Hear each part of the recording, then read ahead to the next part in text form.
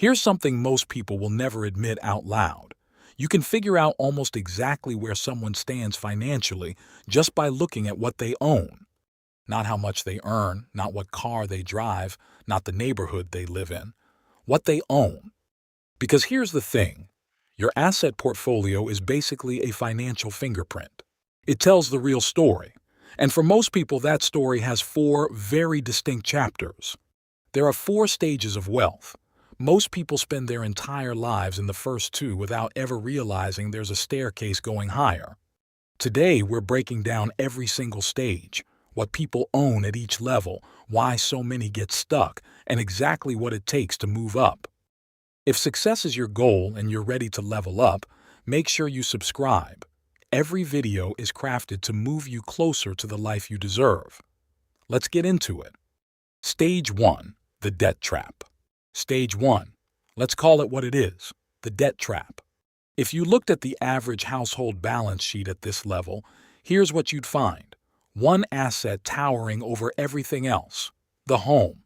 And technically, it's not even fully theirs yet.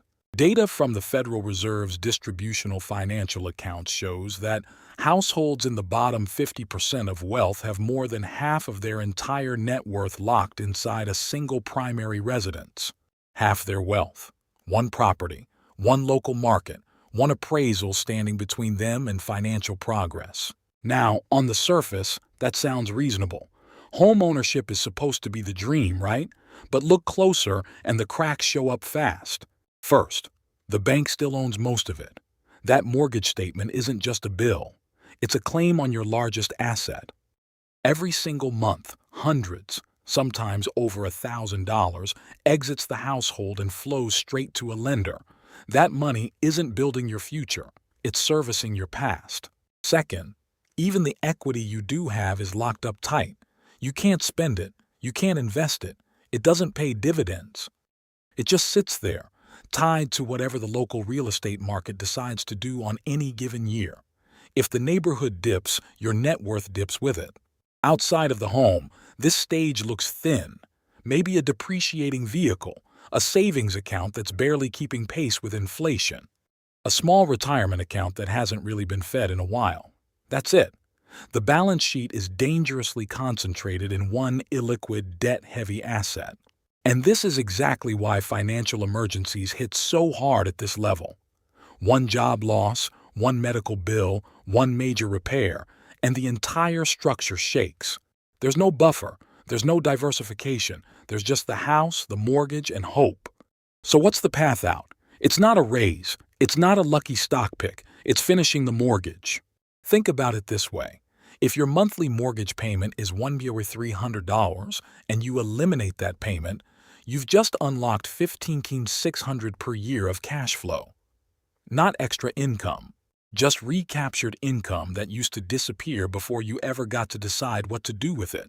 That shift alone, from debt obligation to free cash flow, is the first real financial turning point in most people's lives. The house feels like wealth, but a house you live in isn't compounding wealth. It's a roof with a price tag. Stage 1 ends the moment you own the home outright and stop writing checks to the bank. Stage 2, the comfort zone. Stage 2 is where things finally start to breathe. The mortgage is gone. Cash flow is yours. The psychological relief alone is enormous.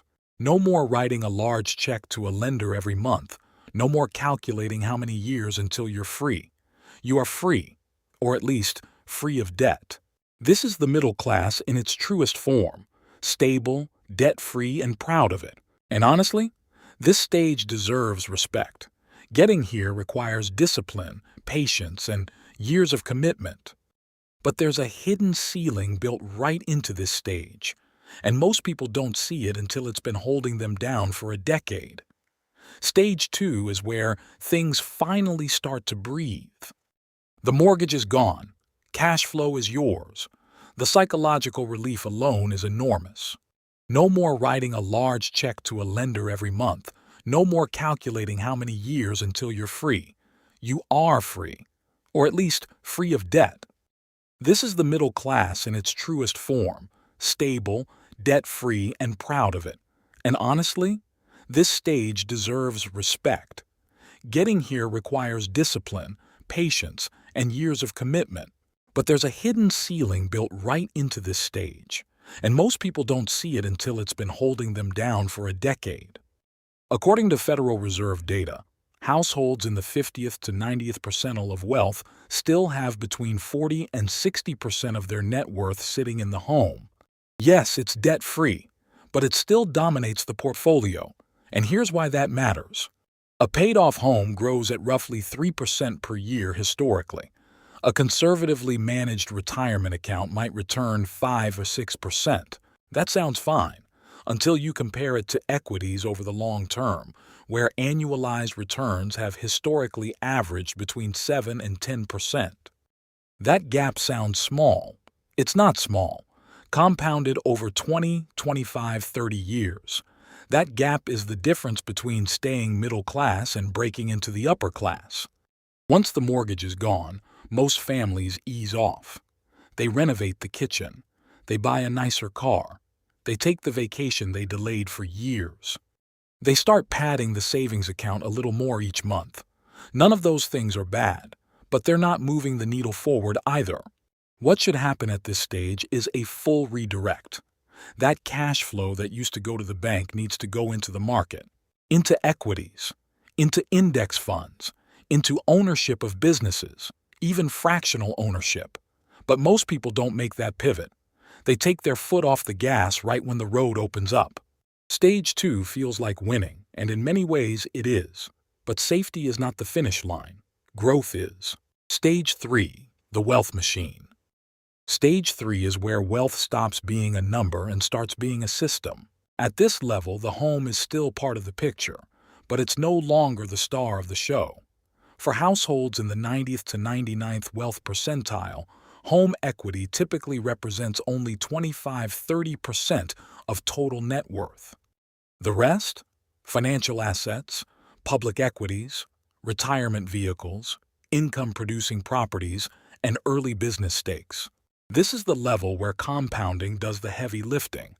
At stage 3, your portfolio generates income whether you show up to work or not.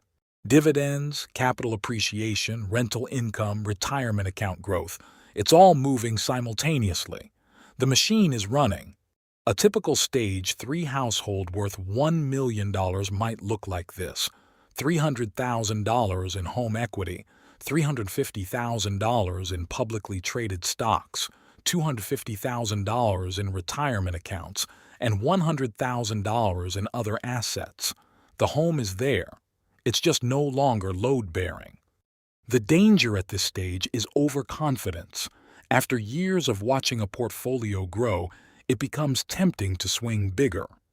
Hot stocks, speculative deals, leveraged plays. Fortunes built over a decade can be cut in half in a single downturn. The wealthy families who stay wealthy are the ones who balance growth with protection. But the biggest shift at stage 3 is psychological. The middle class measures progress by how much debt they've eliminated. Stage 3 is about measuring how much capital you've deployed. That's a fundamentally different scorecard. Stage 4, the top 1%. And the composition of wealth here looks almost nothing like the stages below. The home, which once defined net worth, now makes up less than 10% of total wealth for households at this level. It's still there. It's just irrelevant to the financial picture. What dominates here is ownership, business equity, private company stakes. The Federal Reserve reports that the top 1% own nearly half of all corporate equities and mutual funds in the United States, and approximately 80% of all private business equity. Think about that. 4 out of every $5 in private American businesses belongs to 1% of the population. The psychological identity here is controller, not participant. Investors participate in someone else's upside. Owners decide the upside. That control over cash flow, over systems, over teams of people serving customers is what separates a comfortable millionaire from generational wealth.